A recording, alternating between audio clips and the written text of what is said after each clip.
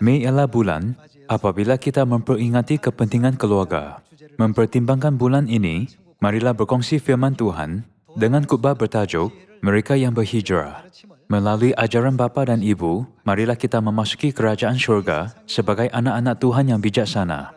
Banyak orang di dunia berhijrah dari satu negara ke negara yang lain. Apakah keadaan yang menyebabkan orang membuat keputusan untuk berhijrah? Bagi sesetengah orang, mungkin kerana kesukaran yang besar di negara mereka, disebabkan keadaan hidup yang buruk. Yang lain disebabkan bencana alam, dan sesetengah disebabkan keadaan tidak dapat dielakkan. Adakah ini menyebabkan mereka berhijrah ke negara lain demi kehidupan yang lebih baik? Jadi bagaimana dengan kehidupan kita? Semakin sukar kehidupan kita di bumi, semakin kita merindui syurga. Inilah sebabnya sebahagian daripada anda mungkin berfikir sendiri, saya ingin segera pergi ke negara syurgawi yang saya dapat menikmati kegembiraan kekal. Sesetengah orang seperti orang kaya muncul di dalam perumpamaan dengan Lazarus di dalam buku Injil Lukas. Mereka hidup dalam kelimpahan di bumi, menikmati segalanya yang mereka ingini, dan tidak pernah menafikan diri mereka daripada keseronokan sepanjang hayat mereka. Mereka yang berpuas hati dengan kehidupan mereka seperti ini tidak akan ingin pergi ke dunia lain. Atas sebab ini, kadangkala Tuhan mengizinkan kita melalui kesusahan dan kesukaran. Demi memperhaluskan hati kita, kadangkala Tuhan membuat kita melalui banyak keadaan sukar. Jadi, kita mesti percaya bahawa semua perkara ini adalah sebahagian rancangan Tuhan untuk mengembalikan hati kita ke kerajaan syurga yang kekal. Sekarang, di seluruh dunia, kita dapat melihat banyak orang sedang berhijrah. Tahun ini sahaja, sebilangan besar pendatang terbang ke Amerika Syarikat dari banyak negara di Amerika Tengah dan Selatan. Ia selalu dilaporkan dalam berita bahawa bilangan pendatang yang berjalan dan berbaris ke sempadan Amerika Syarikat dapat dilihat sejauh 6,000 kilometer. Tidakkah mereka berhijrah ke negara lain dari negara asal mereka demi kehidupan yang lebih baik? Marilah andaikan bahawa ada sebuah negara yang anda ingin berhijrah.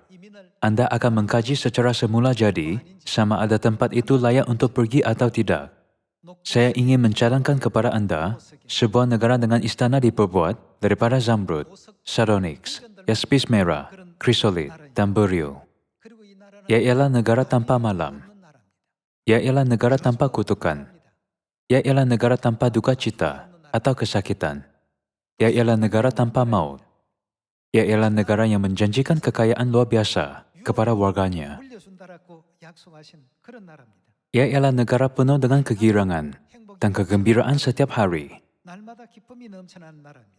Dikatakan bahawa jalan raya di negara itu tidak diturap dengan asfal, sebaliknya semuanya diturap dengan emas.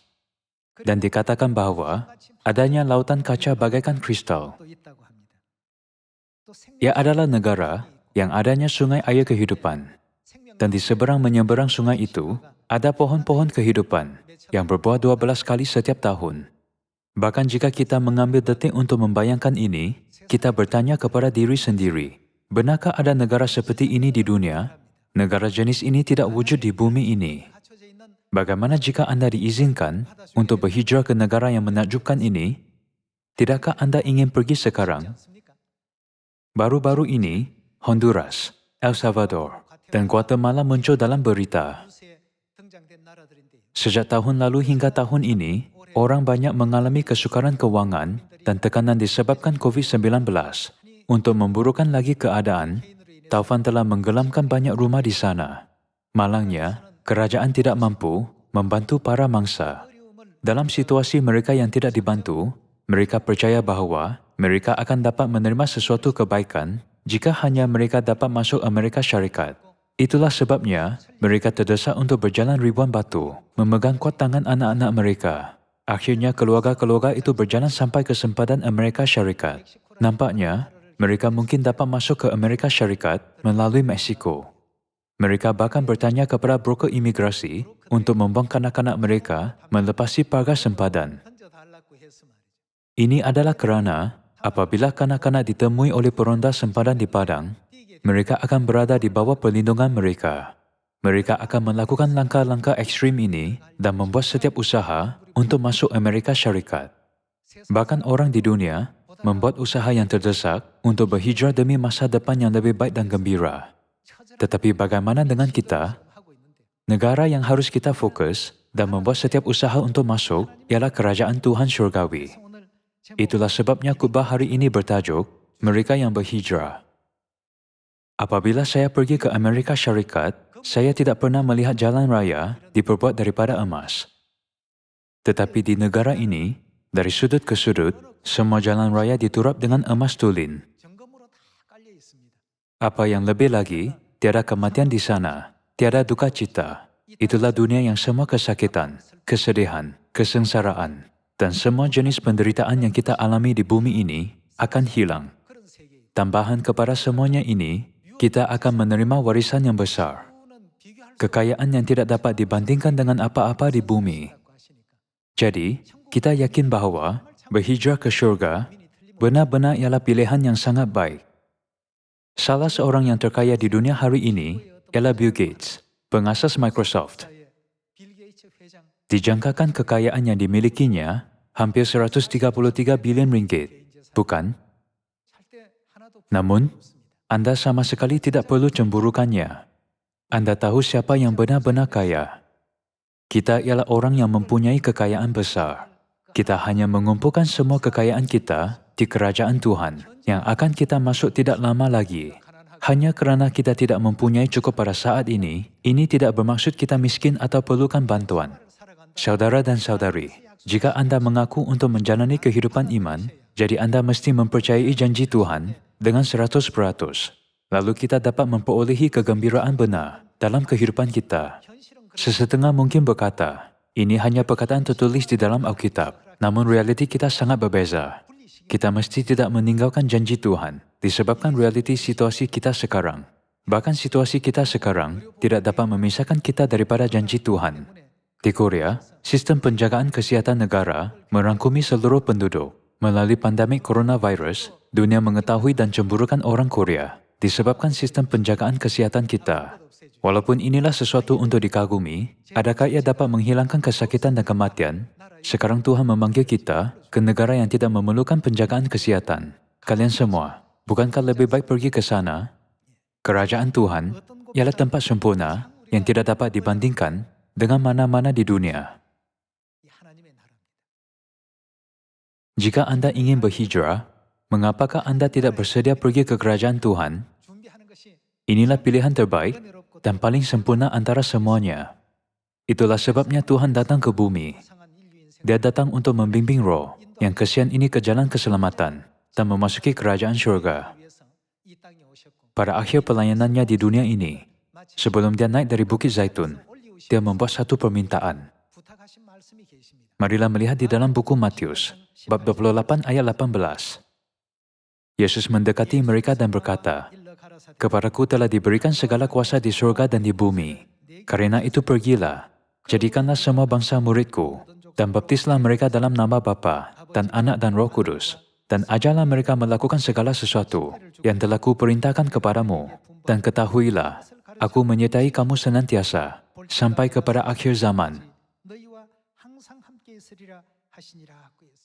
Matius bab 28 berkata, "Ajarlah mereka melakukan segala sesuatu yang telah kuperintahkan kepadamu." Apakah yang harus kita ajar? Kita harus mengajar mereka semua syarat yang diperlukan untuk memasuki kerajaan syurga. Ada sesetengah syarat asas untuk kelulusan imigrasi seseorang. Mereka yang tidak memenuhi syarat tidak boleh masuk ke negara itu dan akan dihantar pulang. Untuk menjadikan kita pendatang yang paling berkelayakan ke kerajaan Tuhan, tidakkah Tuhan datang ke bumi dan menginjil kepada kita? Injil juga dirujuk sebagai berita baik. Mengapa ia dipanggil berita baik? Ini kerana Ia mengajak kita semua syarat untuk memasuki negara yang mulia, yaitu kerajaan syurga. Ia membuat kita mengambil langkah yang diperlukan supaya kita dapat menjadi anak-anak Tuhan. Itulah sebabnya, ini ialah berita terbaik dan paling dinantikan untuk semua orang di dunia ini. Ini ialah berita yang terbaik, sesungguhnya berita baik untuk semua manusia. Adakah ini kehendak Tuhan yang kita tidak menyimpan berita baik ini hanya untuk diri sendiri, tetapi menyampaikannya kepada ramai orang? Sudah tentu, kecuali mereka yang mendengar dan tidak mengambil tindakan, tidak haruskah kita membantu mereka yang membuat usaha untuk mentaati Injil dan berhijrah ke kerajaan Tuhan? Dengan melakukan ini, saya berharap Anda dan saya dapat mewarisi kerajaan Tuhan sebagai anak-anak Tuhan yang diluluskan sebagai pekerja perjanjian baru oleh Bapa dan Ibu. Syarat pertama untuk memasuki kerajaan syurga ialah mengenali Tuhan.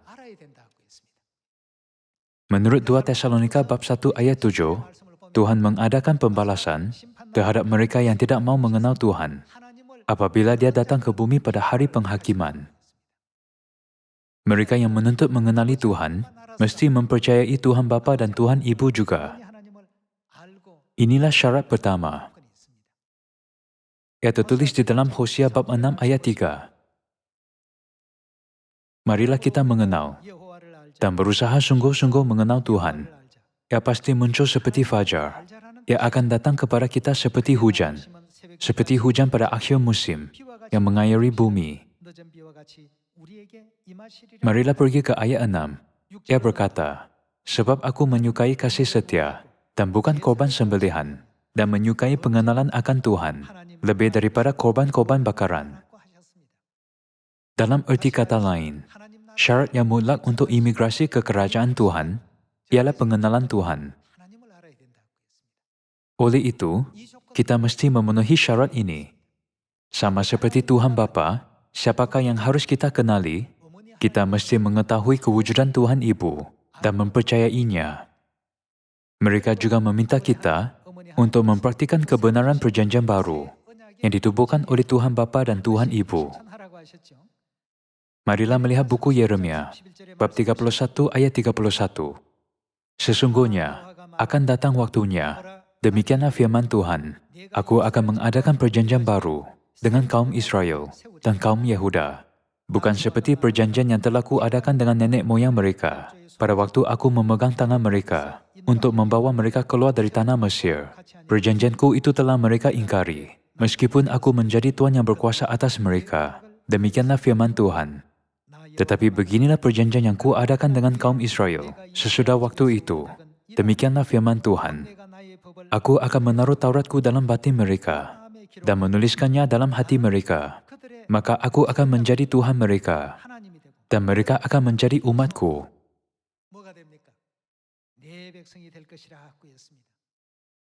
Sudah tentu, dengan menjadi umat Tuhan, mereka otomatik dapat memasuki kerajaannya. Melalui apa Tuhan menjanjikan ini? Melalui perjanjian baru. Tempat yang Dia berkata, kamu ini bukanlah umatku. Di sana mereka akan dipanggil umatku. Sebelum ini, kamu memangnya tidak dikasihi, tetapi sekarang kamu akan dikasihi. Ini bermaksud, mereka akan berhijrah ke kerajaannya. Tidakkah ini bermaksud Tuhan akan menerima mereka? Marilah terus dengan ayat 34. Dan tidak usah lagi orang mengajar sesamanya atau mengajar saudaranya dengan mengatakan, kenallah Tuhan, sebab mereka semua, besar kecil, akan mengenal aku. Demikianlah firman Tuhan, sebab aku akan mengampuni kesalahan mereka dan tidak lagi mengingat dosa mereka. Pertimbangkan semuanya ini, apakah perjanjian yang mesti ditubuhkan antara Tuhan dengan kita, supaya kita dapat memasuki kerajaan syurga? Tuhan menubuhkan perjanjian baru dan mengisytiharkan, aku akan menjadi Tuhan mereka dan mereka akan menjadi umatku. Apabila hal ini dipenuhi, Tuhan akan akhirnya membuka pintu ke dunia yang disebut sebelum ini, yang tiada malam, maupun kutuk, kesakitan, atau duka cita, dunia bahkan tanpa kematian. Ia ialah tempat dipenuhi kegembiraan dan kasih, yang kita akan menjadi raja-raja.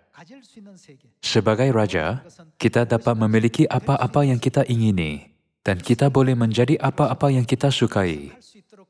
Namun, peluang ini tidak diberikan kepada orang lain. Mari melihat di dalam buku Matius, bab 7 ayat 21. Bukan setiap orang yang berseru kepadaku Tuhan, Tuhan, akan masuk ke dalam kerajaan surga, melainkan dia yang melakukan kehendak Bapa-Ku yang di surga. Pada hari terakhir, banyak orang akan berseru kepadaku Tuhan, Tuhan, bukankah kami bernubuat demi namamu, dan mengusir setan demi namamu, dan mengadakan banyak mujizat demi namamu juga? Pada waktu itulah aku akan berterus terang kepada mereka, dan berkata, aku tidak pernah mengenal kamu, enyahlah daripadaku, kamu sekalian pembuat kejahatan. Tidakkah enyahlah daripadaku, kamu sekalian pembuat kejahatan, merujuk Tuhan akan menolak imigrasi mereka ke kerajaan syurga? Kamu tidak layak memasuki kerajaan ini, enyahlah daripadaku, kamu sekalian pembuat kejahatan. Kepada orang yang ada perjanjian baru dalam hati mereka dan mentaatinya, Tuhan berkata, aku akan menjadi Tuhan mereka, dan mereka akan menjadi umatku. Mulai sekarang, nikmatilah kegembiraan, kehidupan kekal, dan berkat untuk isi hati kamu selama-lamanya. Ambillah apa-apa yang kamu mahu. Inilah kerajaan syurga yang akan kamu warisi. Sekarang kita berlari menuju dunia itu. Bapa dan Ibu menyediakan semua perkara untuk kita berhijrah ke negara syurgawi. Mereka telah menyediakan banyak tempat untuk kita. Pada hari semasa kita makan bersama Bapa dan Ibu di meja mereka, mereka akan memberi kita masa untuk mengenangkan kesusahan yang kita alami di bumi. Mereka akan bertanya, anak sulungku, bagaimanakah kehidupanmu di bumi? Kita akan berkata, kami telah pergi dari tempat ke tempat untuk melaksanakan misi pemberitaan Injil yang engkau percayakan kepada kami.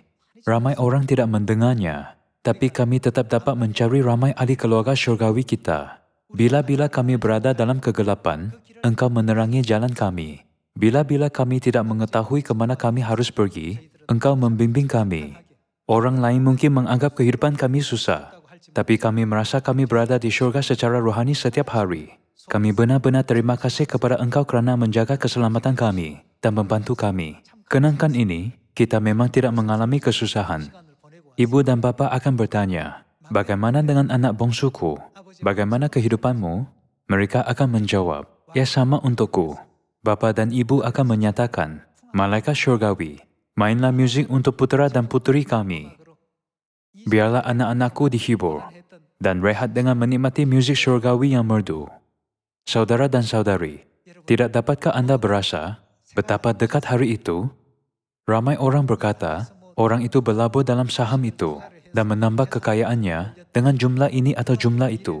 Atau sesetengah orang ada insuran ini atau itu untuk masa depan mereka. Namun, kita harus berjaga-jaga supaya tidak digodai atau cenderung memberi perhatian kepada perkara itu. Kerana syaitan sentiasa cuba menghalang kita daripada mendengar berita tentang kerajaan Tuhan. Kita mesti lebih fokus terhadap perkara berkaitan syurga. Jika Anda ingin berhijrah, saya mencadang Anda untuk berhijrah ke kerajaan Tuhan. Terdapat syarat untuk memasuki negara syurgawi. Kita mesti mempunyai iman dalam Tuhan Bapa dan Tuhan Ibu. Kita mesti mematuhi kebenaran perjanjian baru. Dan kita mesti berkongsi kasih antara saudara dan saudari. Kita mesti juga ada hikmat untuk terus memberi kesyukuran kepada Tuhan dan sentiasa gembira dalam keadaan kesusahan, tanpa sebarang rungutan. Saya yakin apabila kita anak-anak syurgawi pulang ke kerajaan syurga, kita akan bercakap bahasa syurgawi yang memuji Tuhan dengan menyatakan, terima kasih Bapa dan Ibu, semua kemuliaan kepada Engkau.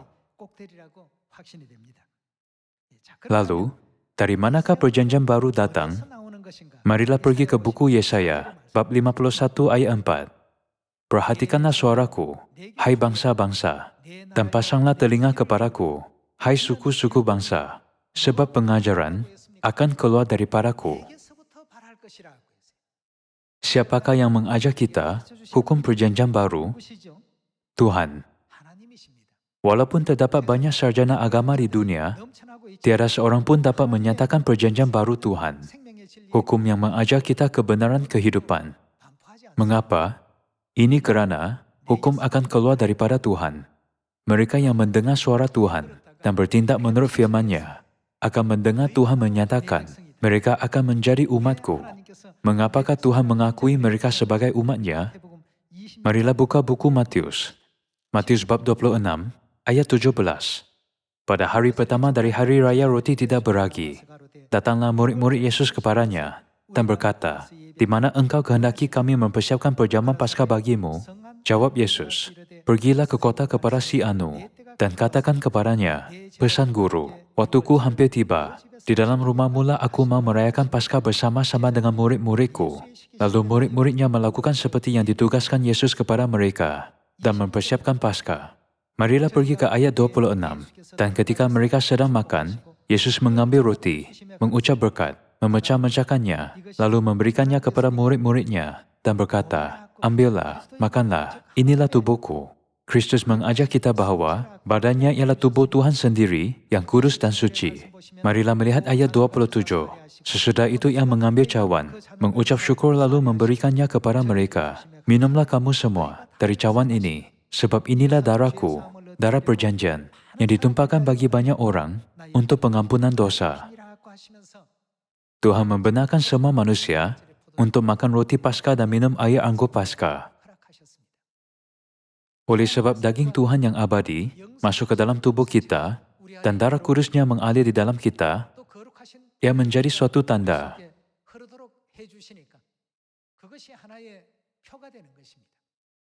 Bukankah ini sebabnya Paskah dipanggil tanda penebusan? Sama seperti orang yang ditakdir melepaskan diri daripada malapetaka pada zaman keluaran 3.500 tahun dahulu, ialah orang yang mempunyai daging dan darah Kristus di dalam mereka. Tuhan membenarkan mereka untuk terlepas diri daripada malapetaka adalah kerana kebenaran perjanjian baru yang mengandungi daging dan darah Tuhan yang kudus. Tertulis di dalam buku Yeremia bab 31, "Aku akan menjadi Tuhan mereka, dan mereka akan menjadi umat-Ku." Namun, pada perjanjian baru, hubungan dapat dilihat sebagai bapa, ibu, dan anak-anak mereka. Marilah melihat di dalam buku 2 Korintus, bab 6 ayat 16. Apakah hubungan baik Tuhan dengan berhala? Karena kita adalah baik dari Tuhan yang hidup. Menurut firman Tuhan ini, "Aku akan diam bersama-sama dengan mereka dan hidup di tengah-tengah mereka. Dan dia akan menjadi siapa? Aku akan menjadi Tuhan mereka, dan mereka akan menjadi umat-Ku." Mengingati ayat ini dalam minda dan membandingkan dengan ayat seterusnya, ayat 18, mari kita melihat bagaimana hubungan ini berubah.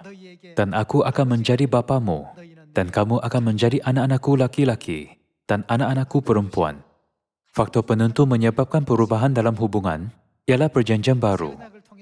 Melalui perjanjian baru, Tuhan menanam daging kudus dan darah berharganya dalam kita. Akhirnya, apakah hubungan antara Tuhan dengan kita? Tidakkah hubungan antara Tuhan dengan umat-Nya berubah menjadi hubungan antara seorang bapa dengan anak-anaknya? Atas sebab inilah, Tuhan membenarkan semua orang untuk berhijrah ke kerajaan syurga. Alkitab menerangkan mereka sebagai orang yang akan mewarisi kerajaan syurga sebagai anak-anak janji. Marilah terus dengan buku Galatia, bab 4 ayat 26. "Tetapi Yerusalem surgawi adalah perempuan yang merdeka, dan ialah ibu kita. Karena ada tertulis, bersukacitalah, hai si mando yang tidak pernah melahirkan, bergembira dan bersorak-sorailah, hai engkau yang tidak pernah menderita sakit bersalin, sebab yang ditinggalkan suaminya akan mempunyai lebih banyak anak daripada yang bersuami. Dan kamu saudara-saudara, kamu sama seperti Ishak, adalah anak-anak apa? Anak-anak janji. Tetapi seperti dahulu, dia yang diperanakan menurut daging, menganiaya yang diperanakan menurut roh. Demikian juga sekarang ini. Tetapi apa kata nas kitab suci? Usialah hamba perempuan itu beserta anaknya, sebab anak hamba perempuan itu tidak akan menjadi ahli waris bersama-sama dengan anak perempuan merdeka itu.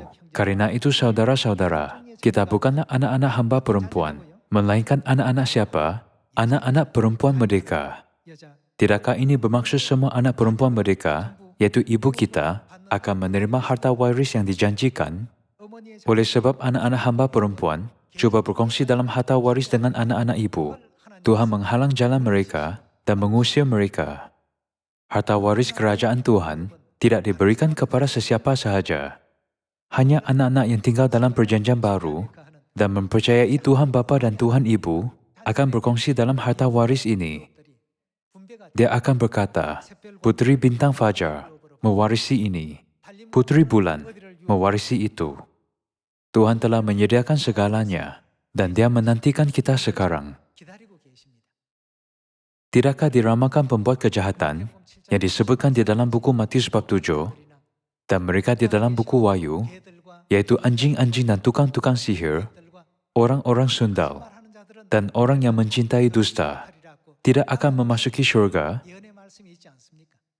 Dunia yang pembuat kejahatan tidak mungkin masuk, ialah kerajaan Tuhan. Namun, demi kita, Tuhan telah membuka luas pintu syurga. Oleh sebab Anda memenuhi syarat untuk imigrasi dan mentaati apa-apa yang Tuhan ajari kita di bumi, Anda semua boleh melalui pintu masuk. Adakah Anda mempercayai Tuhan Bapa? Ya, lulus. Adakah Anda mempercayai Tuhan Ibu? Ya, lulus. Adakah Anda mematuhi semua kebenaran perjanjian baru? Ya, lulus.